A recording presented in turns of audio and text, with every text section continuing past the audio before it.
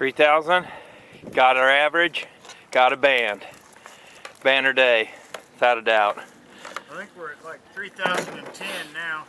This was the day that we got 3,000 for Jag, and this pond has been incredibly good to us.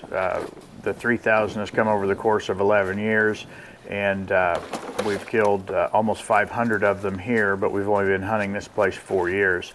And when they rebuilt these ponds, or this pond, they built it, it's from 7 to 12 feet deep out there. And so without the belly boat, you couldn't set the decoys where you need them to be, and it'd just be really an unusable resource for us. I pulled that sled along to so I can pick up the singles. Here I'm pulling one of the window weights off the goose gang, and if you watch my goose gang rigging segment, you'll have seen how that works.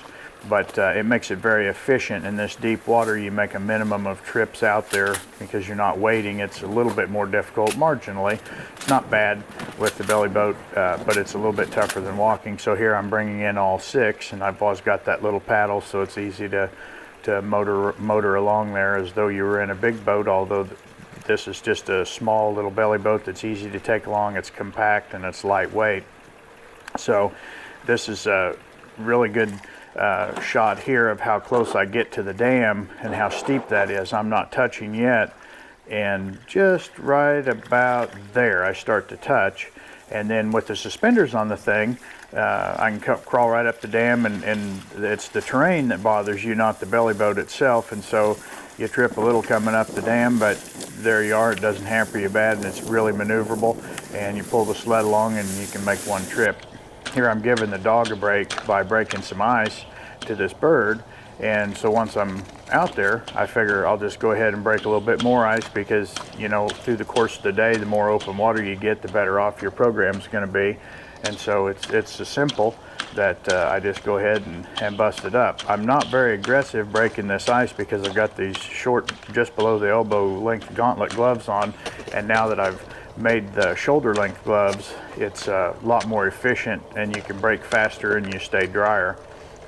But you know, here I'm paddling back up, and once again, this is that same pond with there you get a shot of the island, just how deep this is.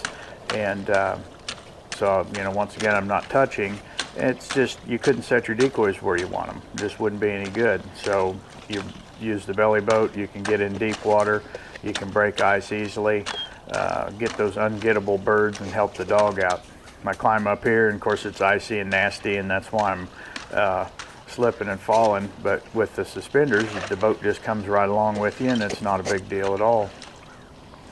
So it's been a great tool for us hunting unhuntable locations, and so we don't ever have to ask how deep is it when we gain permission.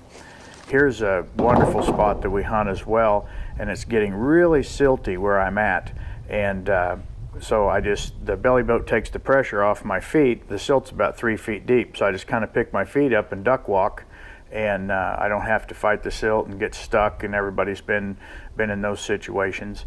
And so here I'm picking up singles again, and it's great for picking up the singles with the sled and then the goose gang all at once. But we use it for deep water, for ice, saving the dog, and muddy, silty situations.